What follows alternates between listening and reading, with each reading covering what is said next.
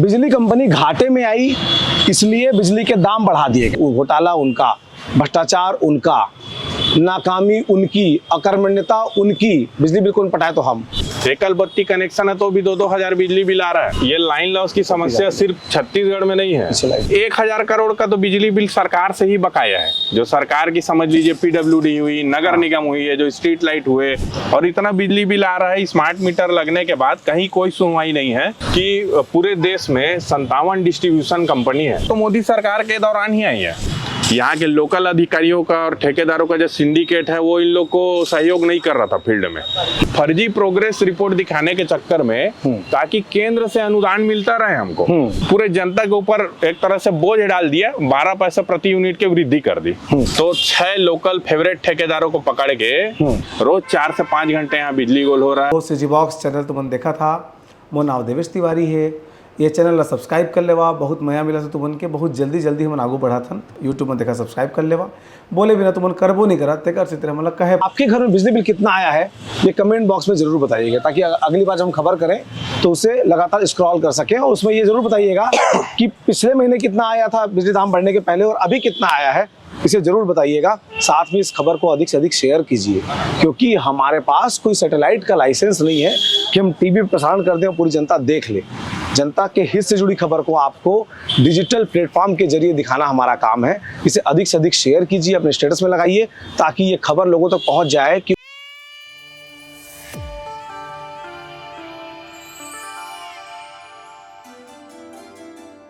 नमस्कार, जोहार, आप देख रहे हैं सिजी बॉक्स। मेरा नाम है देवेश तिवारी। छत्तीसगढ़ में इन दिनों जो शहरी बच्चे हैं, दोपहर के समय जो घर में रहते हैं, वो अपने घर का कूलर और AC बंद करके ATM में बार बार घुस रहे हैं, निकल रहे हैं, क्योंकि गर्मी काफ़ी ज़्यादा है।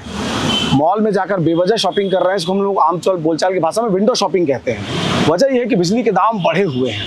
आखिर ये बिजली कंपनी बार बार इतने घाटे में क्यों आ जाती है कि 400 यूनिट हाफ बिजली को सरकार कम करना पड़े, 3 बार बिजली के टैरिफ में बढ़ोतरी करना पड़े। जब इस सवाल का जवाब मैं ढूंढ रहा था तो मेरी मुलाकात अभिनव शर्मा से हुई। अभिनव शर्मा काफी समय से बिजली विभाग के घोटालों और भ्रष्टाचार को लेकर के PMO तक में शिकायत कर चुके हैं। अभिनव भाई, बहुत बहुत स्वागत है। कहाँ शिकायत आपने की है? मैं PMO में किया हूँ इसकी शिकायत, और माननीय चेयरमैन सर को भी कर चुका हूँ, ऊर्जा विभाग के चेयरमैन हैं, MD सर को किया हूँ। और बिजली कंपनी घाटे में आई, इसलिए बिजली के दाम बढ़ा दिए गए। घाटे के कई कारण हैं, जिनमें एक जो हर बार बात कही जाती है कि लोग बिल नहीं पटा रहे, एक, और दूसरा लाइन लॉस, यानी कि बिजली के तार से यहाँ से वहां तक जब बिजली जाती है उसके बीच में उपकरण पुराने होने की वजह से बिजली का क्षरण हो जाता है, जिसे लाइन लॉस कहा जाता है। तो अब अभिनव भाई से समझने की कोशिश करेंगे कि लाइन लॉस कम क्यों नहीं हुआ और वो कौन सा घोटाला है जिसको छिपाने के लिए छत्तीसगढ़ में बिजली के दाम को बढ़ाया गया है। अभिनव भाई, सिलसिले ढंग से बताइए। देवेश भाई, आपका कहना काफी हद तक के सही है। ये लाइन लॉस इतनी बड़ी समस्या हो गई बिजली विभाग में, या कहें ये लाइन लॉस की समस्या सिर्फ छत्तीसगढ़ में नहीं है, पूरे देश में समस्या है। ये समस्या इतनी बड़ी हो गई बिजली कंपनियों के लिए कि केंद्र सरकार को स्पेशल एक योजना लॉन्च करनी पड़ी। 2021-22 में मोदी सरकार द्वारा एक योजना लॉन्च की जाती है, RDSS योजना, पुनर्गठित वितरण क्षेत्र योजना इसका नाम है, जिसका उद्देश्य था कि पूरे देश में 57 डिस्ट्रीब्यूशन कंपनी है जो बिजली का उत्पादन होने के पश्चात वितरण का काम करती है, उसको बोलते हैं डिस्ट्रीब्यूशन कंपनी। सरकार का मेन उद्देश्य था इसमें कि जो लाइन लॉस हो रहा है या विभिन्न तरीके के वाणिज्यिक लॉस हो रहे हैं, AT&T लॉस बोलते हैं जिसको, इसको कम करके 12 से 15% तक के पहुंचाना था। विभिन्न राज्यों में ये हानि का प्रतिशत ज्यादा था, कहीं 30% तक के हानि था। तो इस योजना का मुख्य उद्देश्य था कि क्यों ना जो आधारभूत संरचना है डिस्ट्रीब्यूशन की बिजली में, उसको पुनर्गठित किया जाए, उसको सुव्यवस्थित किया जाए। जबकि विडंबना ये है कि ऐसी योजना पूर्व में 3 और योजनाएं आ चुकी है, जिसमें से एक तो मोदी सरकार के दौरान ही आई है, IPDS योजना। तो हुआ ये कि लाइन लॉस को कम करना उद्देश्य था, जिसके तहत RDSS योजना का शुभारंभ किया गया। इस योजना का कुल लागत था 3,03,758 करोड़ रुपए, जिसमें छत्तीसगढ़ का रेशियो था 3700 करोड़ रुपए के आसपास इसको RDSS योजना के तहत मिला। IDSS योजना का क्रियान्वयन चालू हुआ और नोडल एजेंसी इसमें केंद्र बनी। ठीक है, इस योजना में इसके रख रखाव और इसमें इसके सही क्रियान्वयन के लिए जिला विद्युत समिति का गठन किया जाना था, जिसमें जनप्रतिनिधि होने चाहिए थे। ये नियम नोडल एजेंसी ने बनाया है, जबकि ऐसा कोई जिला विद्युत समिति का गठन नहीं किया गया। ग्लोबल कंपनी इसमें पार्टनरशिप करी, वही ठेका ले सकते थे, वही भर सकते थे, लोकल ठेकेदारों को इससे बिल्कुल दूर रखा गया। अब हुआ ये कि 2026 तक के मार्च 2025-26 तक के इसको कंप्लीट करके दे देना था नियम के अनुसार, लेकिन हुआ नहीं।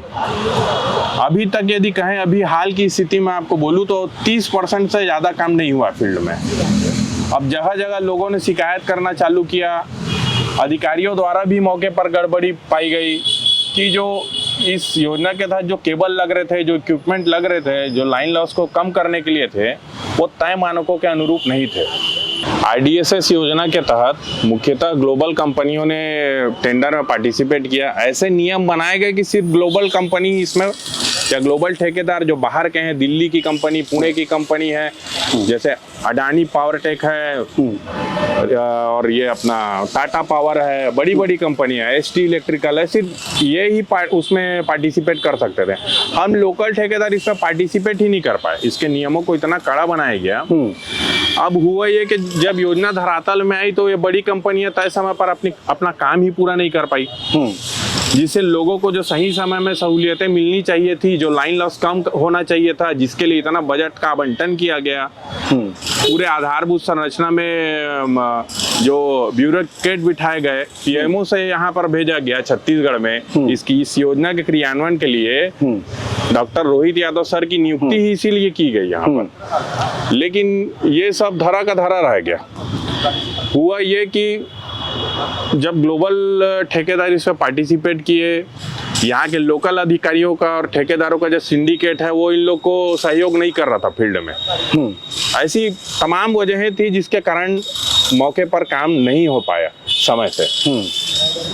अब ये था IDSS योजना के तहत हर 3 महीने में आपको अपनी प्रोग्रेस रिपोर्ट देनी होती है नोडल एजेंसी को, हर राज्य की डिस्ट्रीब्यूशन कंपनी को, कि IDSS योजना के तहत आपको जो फंड जारी हुआ उस फंड का उपयोग करते हुए कितना प्रोग्रेस आपने अचीव किया, ये हर 3 महीने में आपको नोडल एजेंसी को रिपोर्ट करना होता है। फिर अब हो ये रहा था कि छत्तीसगढ़ में तो सही समय में सही IDSS के तहत काम हो नहीं रहा था। तो यहाँ की कंपनी क्या की, यहाँ की गवर्नमेंट ये की कि फर्जी प्रोग्रेस रिपोर्ट दिखाने के चक्कर में, ताकि केंद्र से अनुदान मिलता रहे हमको, क्योंकि इस योजना में 60% केंद्र का हिस्सा है, 40% अनुदान राज्य सरकार देगी। तो केंद्र से अनुदान मिलता रहे, इसलिए इन्होंने फर्जी प्रोग्रेस रिपोर्ट दिखाने के लिए, लाइन लॉस को कम करने के लिए इन्होंने 12 पैसे प्रति यूनिट की बिजली में वृद्धि कर दी। हाँ, ताकि लाइन लॉस कम दिखे। ताकि लाइन लॉस कम दिखे। इन्होंने अपना खोटा सिक्का नहीं दिखाया लोगों को कि हमने योजना का क्रियान्वयन नहीं किया, सही समय में कार्रवाई नहीं की जिम्मेदारों के ऊपर। इन्होंने पूरे जनता के ऊपर एक तरह से बोझ डाल दिया, 12 पैसे प्रति यूनिट की वृद्धि कर दी। अब थोड़ा अनऑफिशियल बात नहीं, उसके बाद फिर जब राज्य के जो ठेकेदार हैं उनके साथ कोलैबोरेट किया तो क्या हुआ उसको बताइए। हाँ, फिर हुआ ये कि राज्य के ठेकेदारों में असंतोष उत्पन्न होने लग गया कि सभी के पास काम नहीं था, सभी को काम चाहिए था। आखिर वो भी तो लाइसेंसधारी हैं, सभी नियमों के तहत उनको भी लाइसेंस मिला है। भाई, जिसका जैसा लाइसेंस था उसको उस अनुरूप काम दे देना था, क्योंकि सरकार का मुख्य उद्देश्य तो गुणवत्तापूर्वक काम समय पर पूर्ण करना होना चाहिए, ना कि किसी बड़ी कंपनी को फायदा दिलाना चाहिए। लोकल ठेकेदारों में असंतोष व्याप्त हुआ।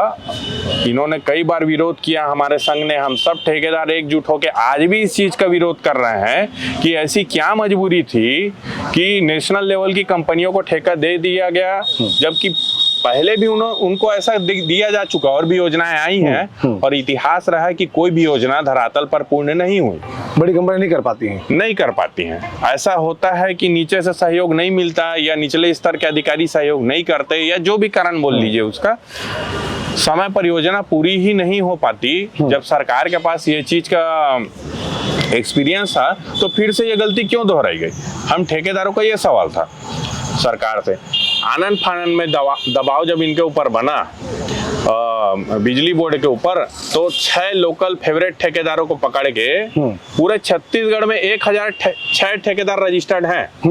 उनमें से सिर्फ 6 ठेकेदारों को IDSS का काम बड़ी कंपनियों से लेकर ट्राई एग्रीमेंट के तहत गिफ्ट स्वरूप दे दिया गया। मतलब होना यह था कि बड़ी कंपनी काम नहीं कर पा रही, टेंडर निरस्त करो, टेंडर निरस्त करो या रिटेंडर करो, जिसमें हम सभी पार्टिसिपेट करते।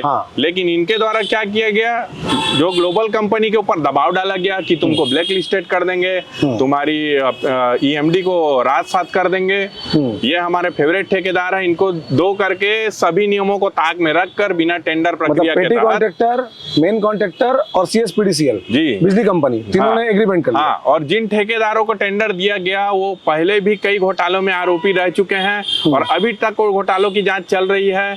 कई मामले उन पर लंबित हैं, कोई कार्रवाई नहीं की गई और पुनः उन्हीं ठेकेदारों को टेंडर आवंटित कर दिया गया। और आज तक धरातल में काम पूरा नहीं हुआ है। जनता सफर कर रही है, रोज 4 से 5 घंटे यहाँ बिजली गोल हो रहा है। इसका जनता पे इम्पैक्ट क्या पड़ रहा है ओवरऑल बताइए अब। जनता के हक का पैसा मारा जा रहा है। 3 लाख करोड़, आप समझ सकते हैं देवेश भाई कितनी बड़ी रकम होती है।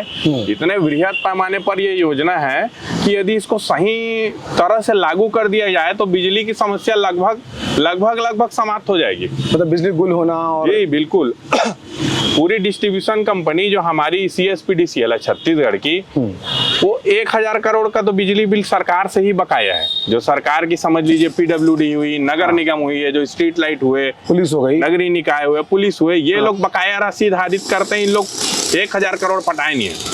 अच्छा, इसको वसूलना छोड़ के जनता के ऊपर एक्स्ट्रा भार डाल दिया गया कि 12 पैसे प्रति यूनिट का वृद्धि कर दिए। जो भूपेश सरकार में 50% का रिबेट दिया जा रहा था कि मीडियम क्लास के लोगों को कुछ तो फायदा हो रहा था, उसको भी करेंगे बोलते। उसको भी अब लगभग बाहर कर दिया गया जनता को। और इतना बिजली बिल आ रहा है स्मार्ट मीटर लगने के बाद, कहीं कोई सुनवाई नहीं है। स्मार्ट नाकामी को छिपाने के लिए जनता में बोझ डल गया। बिल्कुल यही कह सकते हैं। और इसकी शिकायत मैं लेके चेयरमैन सर के पास भी गया था मिलने। मैं उनको बताया इसमें कि भाई आप 6 ठेकेदारों को किस योजना के तहत दिए सर, ऐसी क्या मजबूरी रही थी? तो उनका कहना था कि मैं ही दिया हूँ। अच्छा, मैं ही दिया हूँ उस काम को। जब मेरे द्वारा कहा गया कि किस नियमों के तहत दिया गया है सर, कोई हवाला दीजिए, तो वो चुप्पी साध लिए, मेरे साथ कोई बातचीत नहीं हुई। उसके बाद आज तक मैं प्रताड़ित किया जा रहा हूँ बिजली विभाग में कि मैं आवाज उठा दिया वहां तक के, आज तक मुझे प्रताड़ित किया जाता है यहाँ पे। मैं खुद ठेकेदार हूँ, लेकिन मैं बिजली विभाग के खिलाफ खुल के बोलता हूँ, हर जगह बोलता हूँ। सिर्फ एक ही घोटाले नहीं है, ऐसे दर्जन भर घोटाले करके इन लोग बैठे हैं। आप पूरा सिंडिकेट है इन लोग का। जनप्रतिनिधि भी पंगु होगा इनके सामने। ये इतना बड़ा सिंडिकेट है देवेश भाई कि जनप्रतिनिधि कुछ नहीं कर सकते बिलासपुर के। हालत ये हो गई कि कंपनी के चेयरमैन को बिलासपुर संभाग की समस्या इतनी ज्यादा है कि चेयरमैन, ऐसा पहली बार हुआ है बिजली कंपनी के इतिहास में कि चेयरमैन को आना पड़ गया यहाँ। मंथन सभागार में मीटिंग हुई, संभागायुक्त तो बोले कि यहाँ के बिजली अधिकारी तो मेरा फोन नहीं उठाते। कितने ऐसे हो गए बताइए। कमिश्नर बोल रहे हैं कि मेरा फोन नहीं उठाते, तो आम जनता का क्या हो गया? जनता गर्मी में मर रही है। जनता गर्मी में मर रही है, हजारों बिजली बिल पटा रही है।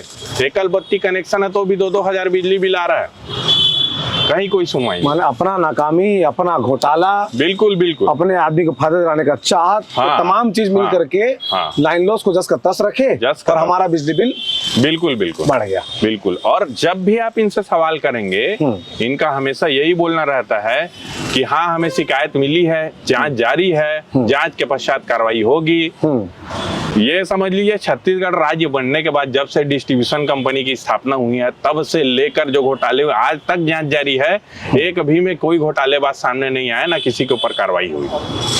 तो ये खबर आपको कैसी लगी? क्योंकि आपके हित से जुड़ी खबर है। आपके घर में बिजली बिल कितना आया है ये कमेंट बॉक्स में जरूर बताइएगा, ताकि अगली बार जब हम खबर करें तो उसे लगातार स्क्रॉल कर सकें। और उसमें ये जरूर बताइएगा कि पिछले महीने कितना आया था बिजली दाम बढ़ने के पहले और अभी कितना आया है, इसे जरूर बताइएगा। साथ में इस खबर को अधिक से अधिक शेयर कीजिए, क्योंकि हमारे पास कोई सैटेलाइट का लाइसेंस नहीं है कि हम टीवी पर प्रसारण कर दें और पूरी जनता देख ले।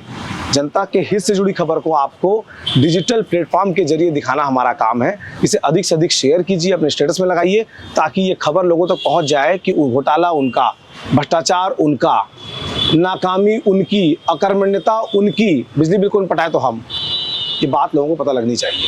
अगर अब तक आपने सी बॉक्स चैनल को सब्सक्राइब नहीं किया है तो कर लीजिए, क्योंकि आप सब्सक्राइब करेंगे तो इसी तरह से नए नए खबरों की अपडेट आपको मिलती रहेगी। जोहार।